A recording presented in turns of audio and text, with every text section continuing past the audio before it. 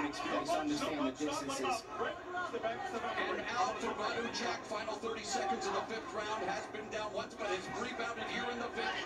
What has been the story for him from your perspective? Yeah, it's a close round, and he needs to rebound here. And he got back to using the jab. That's a punch that was setting up the right hand. He needs to use it more. Break out of it clean.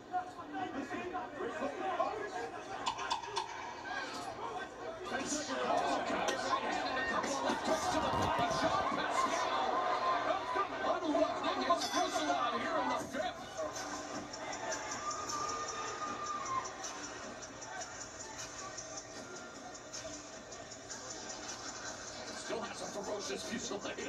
Wow. Yes. That has to fight.